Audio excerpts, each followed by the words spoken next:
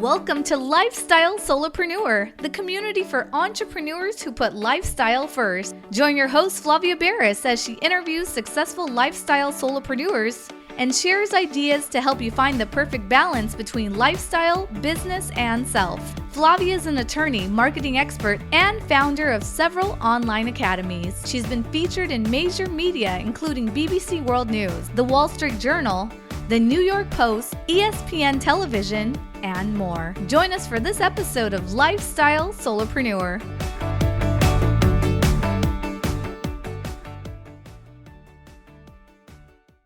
Hi, Lifestyle Solopreneurs. Today we get to speak with Melissa Broughton. She is an accountant, author, podcast host, and ridiculously passionate about bookkeeping.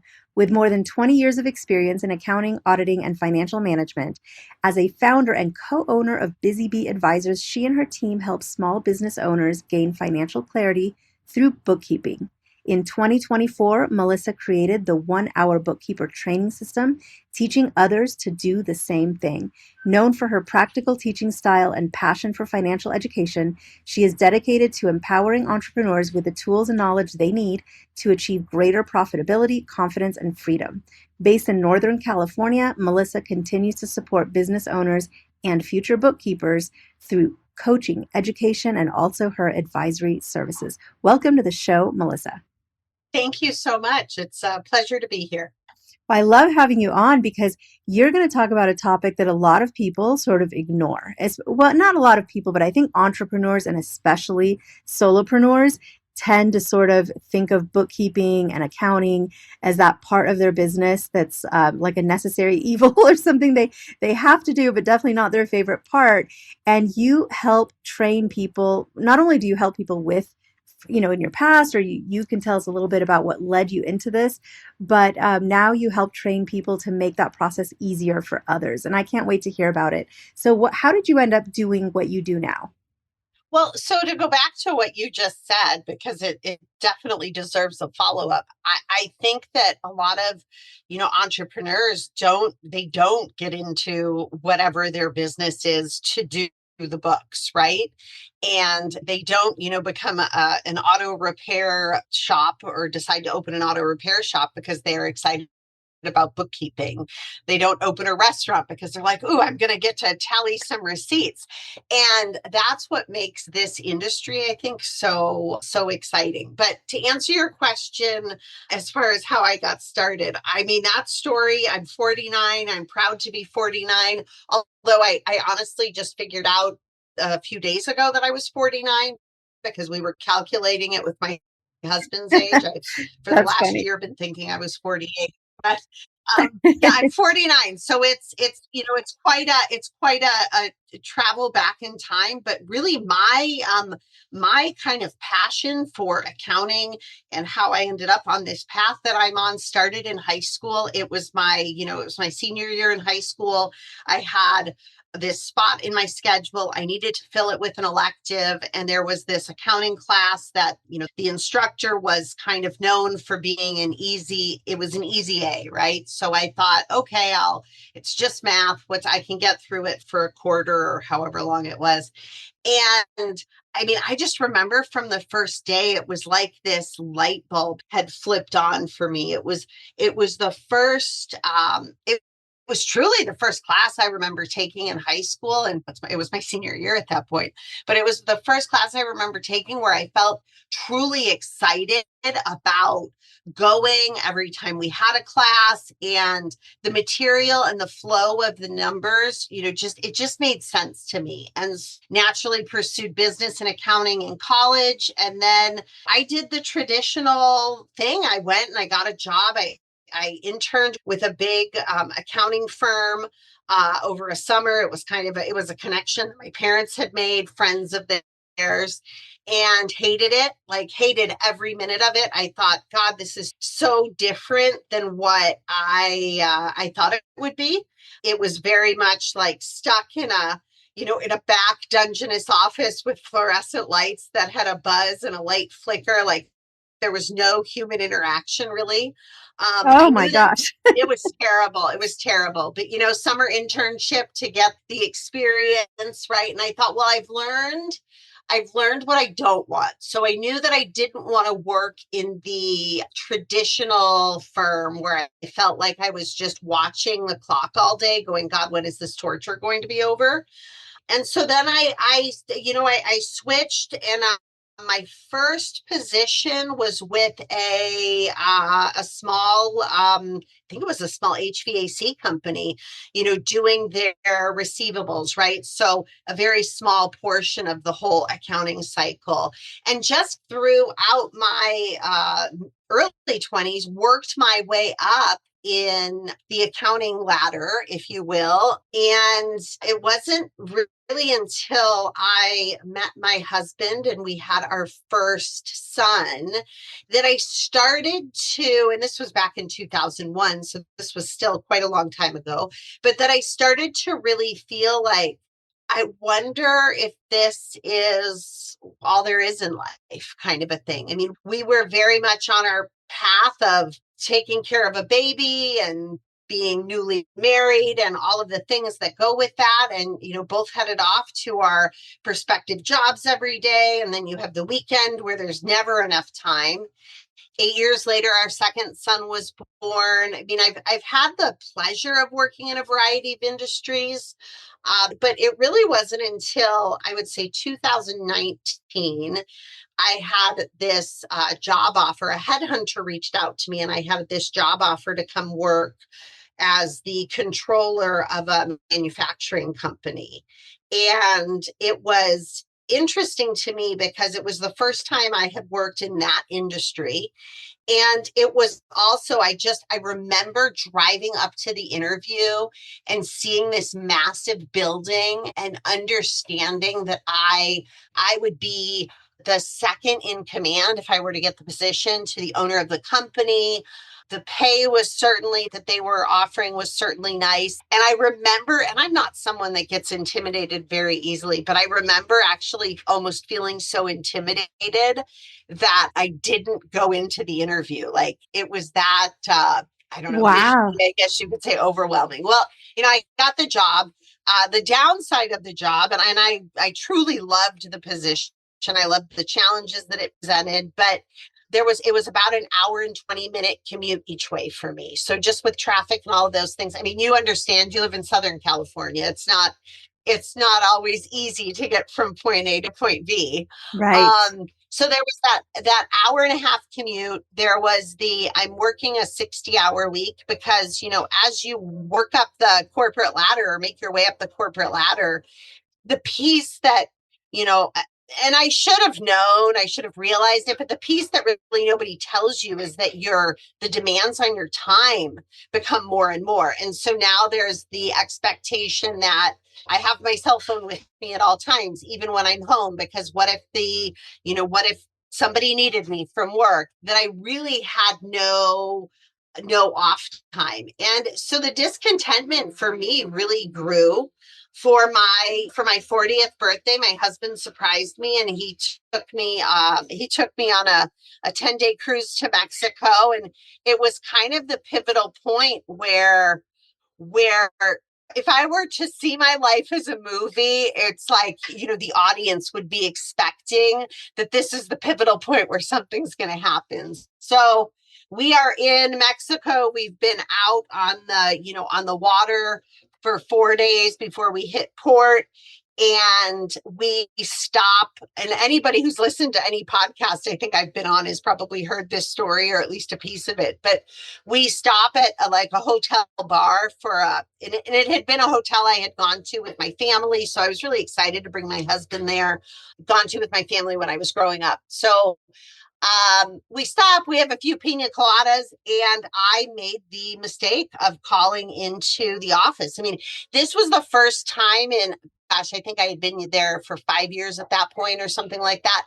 This was the first time that I truly had unplugged, and there's, at least at that time, it really wasn't very easy to have any kind of a cell connection when you're on a cruise ship. And so 4 days away from the office, I call, and it was like, everything that could go wrong had gone wrong. Oh, no.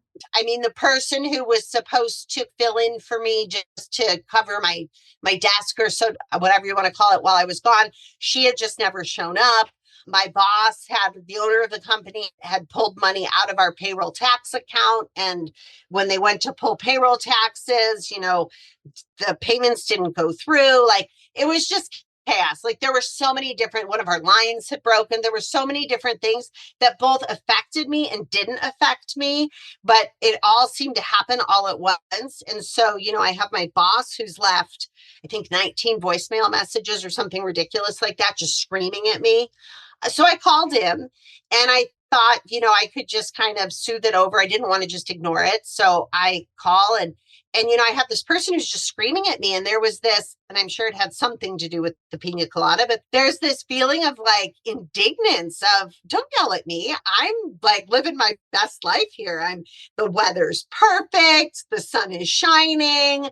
I just really felt like I was undeserved. And they say the kids will, I don't even know if this is a phrase anymore, but slow your roll. It was like he just needed to slow his roll. He just needed to calm down for a second. And he kept on and kept on. And so I quit. Like, I quit my job right there on the spot. And I look at my husband and, I remember that, my partner, my best friend, he's all, okay, that's cool, And so I quit my job. So we had a great rest of the trip because we're on the boat. Why not enjoy it? We got home. I enjoyed a wonderful summer with my boys. It was fantastic. And, of course, we all do pretty good at having savings. But at that point, it probably was 4 months of not working or, one of us in the household not working. Things were starting to get a little tight. Like, my husband's going, okay, we've got this much time. I think he had said we had like a month left in savings before things were going to get really interesting with our finances. And so I thought, okay, I'm going to, first day of school, I'm going to drop the kids. I'm going to go for a run and I'm going to figure out what my next chapter looks like. Because it really felt like it was this fork in the road for me. And so I head out, I'm running. I'm the farthest in my run from my house. I think I was like 3 miles from the house. And my foot hit this uneven spot in the sidewalk. Now, ironically, I'm on the sidewalk, so I didn't get hit by a car, but my foot hit this uneven spot in the sidewalk and I going at full sprint, like face planted. And the reaction that we're all supposed to have of, put your hands out when you're falling. Apparently, I don't have that. Like, there was not a scratch on my hands at all. It was pretty entertaining. So I caught my whole body with my face. I broke my jaw. I shattered every single tooth in my mouth except for my top and bottom 4 right in the front. Oh my goodness. And so I'm like in this, crazy daze walking home. My neighbor saw me walking down the side of the road. She said I looked like something out of a zombie movie. I'm spitting teeth out into my hand. I mean, it was awful. But what this meant was that there was no going to interview for a job. There were,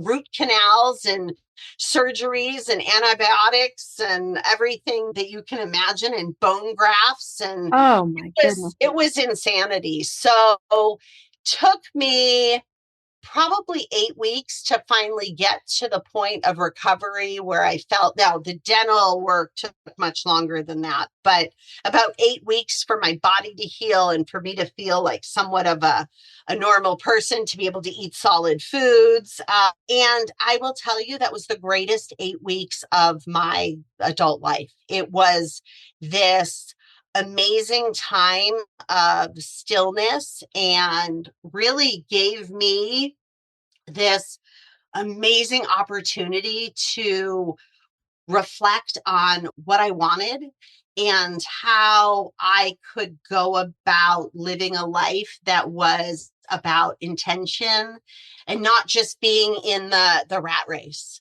and not just doing what I was doing because it was what I was supposed to do. And so my husband gets home from work one night and I say, so I want to start my own my own bookkeeping business. And he said, I'm married. Let me say this. I'm married to like the greatest guy in the world. Like he hates telling me no, probably more than I hate hearing no. And so he's always the type of person who's, going to figure it out. He's not going to be the one who says, no, that's ridiculous. So he says, I think that's a great idea. I think that all that you need to do to be able to, so that we can bridge the gap financially, all I need from you is for you to bring in $2,000 a month.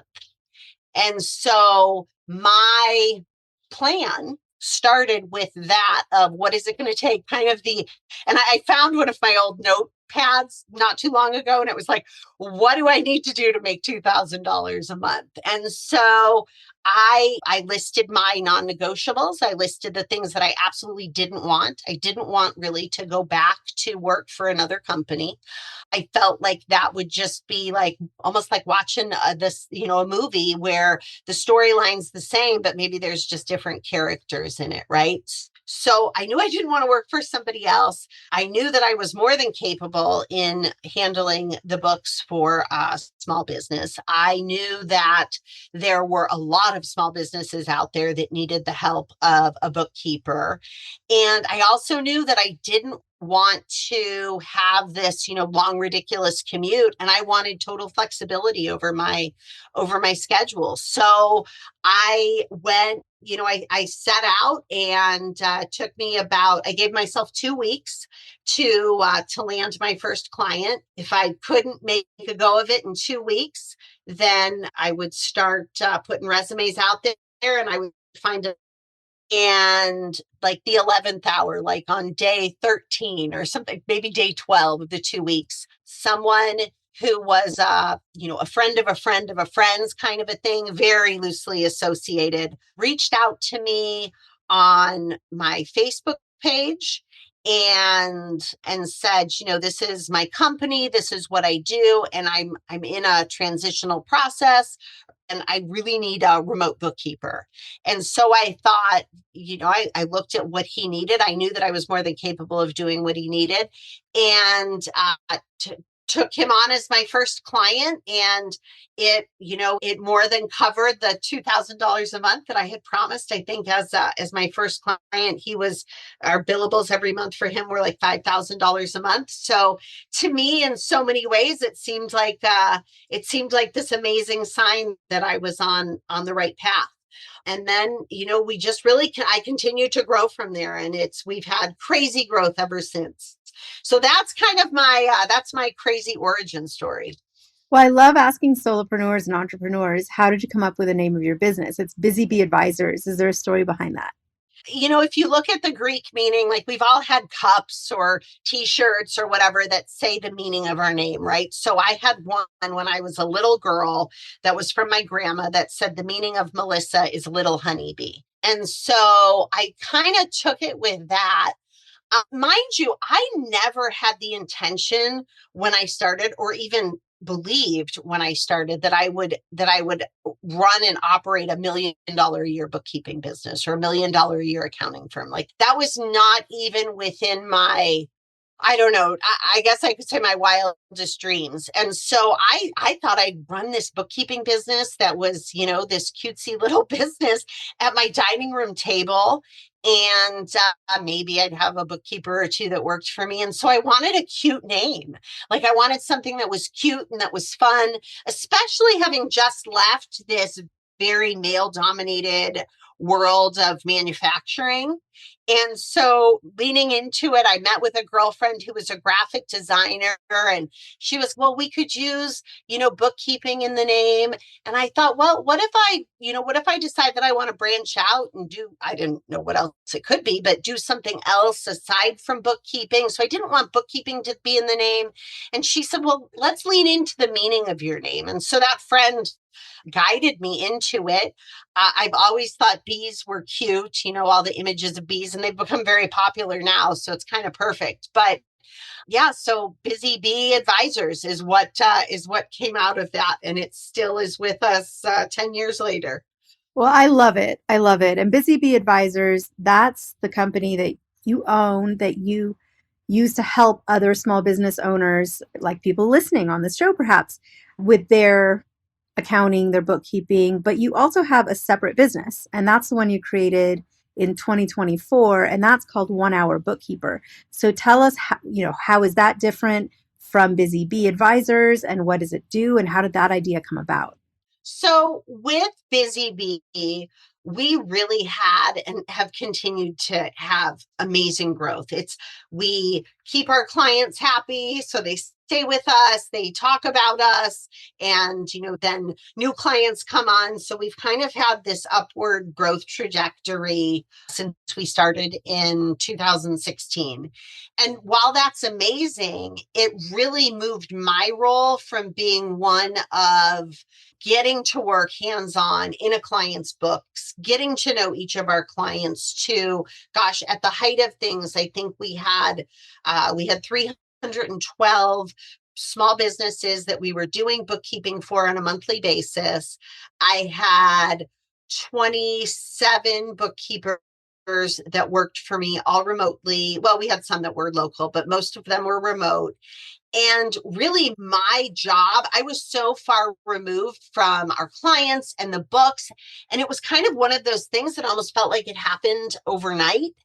And it really felt like my week, every week, was taken up with it, either onboarding new bookkeepers or going through the exit process with bookkeepers. But I had moved from the working on a client's books to managing this company. And we let some attrition happen. So we let some clients that were either retiring or selling off their businesses, we let them fall off our roster. And we got down to right around the 200 mark and slowed down on our hiring. And one of the things, my husband and I were out actually at an event. And one of the things that always happens when I talk to somebody is, if somebody says to me, I'm in a transitional place in my career, or if I hear that somebody's looking for a job, I always find myself saying, you should consider bookkeeping. And so I'm out and I'm talking to this woman, and she had just had her first child. So it really hit home for me of not wanting to leave that baby, and was trying to figure out something she could do to be able to stay at home with the baby. And we really had this amazing conversation about considering bookkeeping. And she said all of the stuff that people say. She said, I'm not good with numbers. I wouldn't know where to start. I've never owned a business myself. And I said, well, if I could teach you, like if I could take you step by step through the process and teach you how to do it, would you feel more comfortable? And she said yes. So she became my and that was in 2023. She became my test bunny for the program that we eventually launched in 2024, which was the 1 Hour Bookkeeper. Within a year, we had 3,500 students that went through various levels of my courses, and it's exciting to be able to help other people live lives with intention.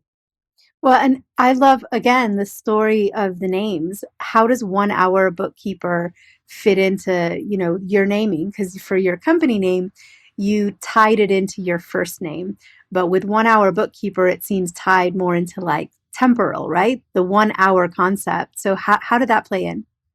So about 5 years ago, I wrote a book called The 4 Hour Bookkeeper, and it's available on Amazon for anybody who might be interested. We hit the Amazon bestseller list when we first released it. I mean, it was very exciting, but the 4 Hour Bookkeeper was really a resource that I wanted to create for people, small business owners who either couldn't afford, didn't want to hire a bookkeeper, or somewhere in between, right? Or didn't think they needed a bookkeeper.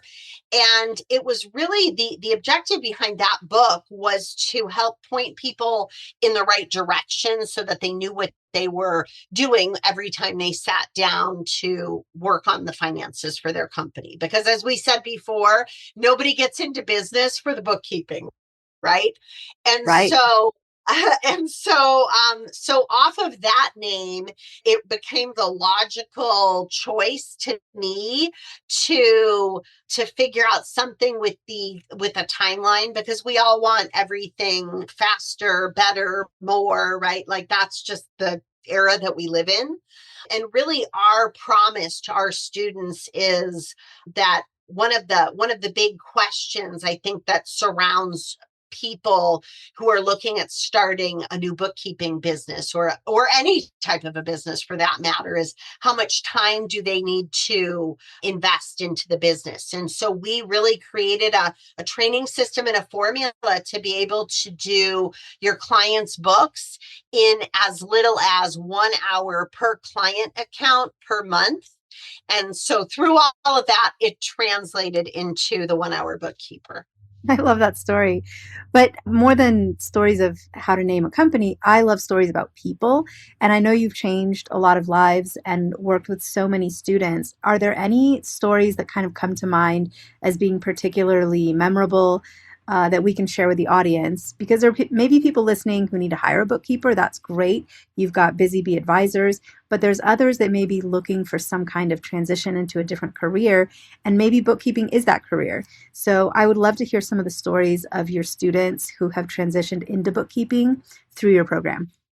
It's really, I didn't realize, and I don't think we ever do when we start out at doing something, how it will impact our lives on a personal level. And so, some of there's so many favorite stories. I have one of my students who was in an abusive relationship, and really felt as if she had no options to leave, because because of where she lived, there weren't a lot of job opportunities there. And the funny thing is about her, I didn't know, of course, all of this was going on for her until she sent me a letter after the fact and said, this is how you helped me, this is how you changed my life.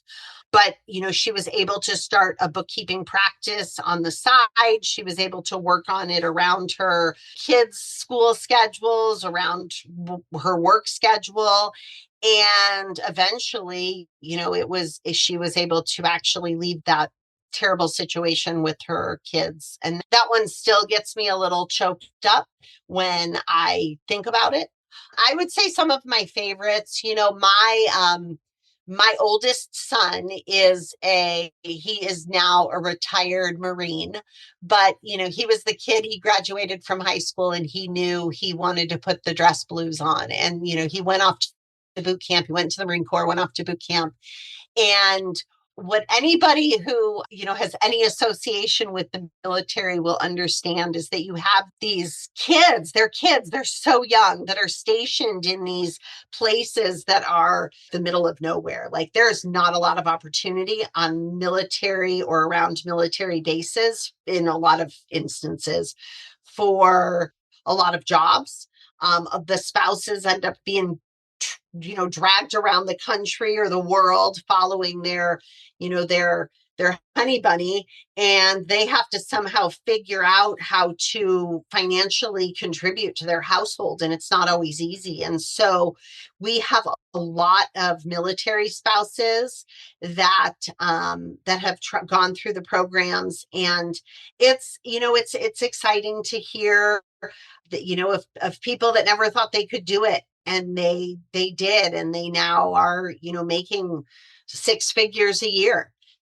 And it's really I find that I get more inspired by them every day than my students. So Aw.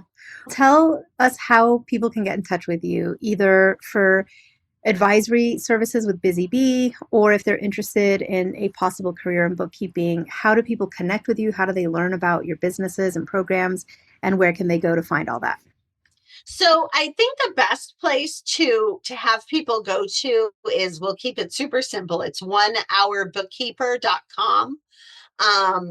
All of the information on the different courses that we offer and the different services that are offered are all available on that site. But I also have a gift for your listeners, which is a a 3-step guide to achieving work-life balance.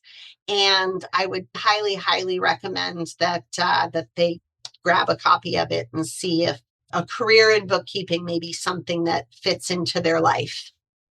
Well, everyone listening believes in lifestyle and balance and, making your life one where, yes, you work, for a living, but you're not completely consumed by it. I think people listening are more likely to drive up to that big factory, the manufacturing plant, and maybe drive away, right? Because it's really not what they're looking for. So I think having this option out there for bookkeeping, keeping in mind that it's not necessarily for math geniuses, we don't live in a world right now where bookkeepers have to do the math in their head. It's all software based, and it's really more about being organized. I just love that you have this program out there to help ease people into that career. I love that. So thank you for all that you do in the world to help people build careers, to help them improve their businesses and understand their finances. I mean, all of that is just so important, especially, in today's world. So thank you for all that you do, Melissa. You're amazing. Thank you. Guess what, lifestyle solopreneurs? If you don't yet have an online business earning you enough passive income to live the life of your dreams, I'd like to suggest you consider trying out Kajabi. Kajabi is an all-in-one solution where you can create and teach online courses, publish a paid newsletter, launch a free or paid podcast, process payments, build one-on-one coaching portals for your clients, and much, much more. I personally use Kajabi to power numerous successful and profitable online businesses.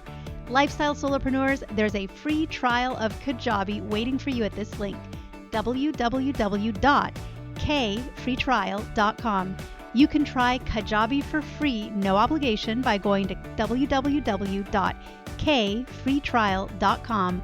Again, kfreetrial.com, and that K stands for Kajabi. Starting an online business helped me break free from that corporate grind, and I hope it does the same for you. You have nothing to lose and absolutely everything to gain.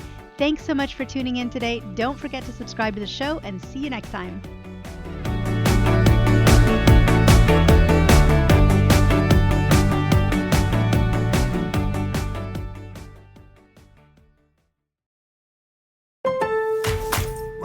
You can never have too many tools. Shop DeWalt deals at Lowe's. Get a free Select DeWalt 20-volt max power tool when you buy a Select 20-volt max 5-amp-hour battery kit. Plus, get a free additional DeWalt 20-volt max 8-amp-hour battery when you buy a DeWalt 10-inch 20-volt max dual-bevel compounded miter saw. Our best lineup is here at Lowe's.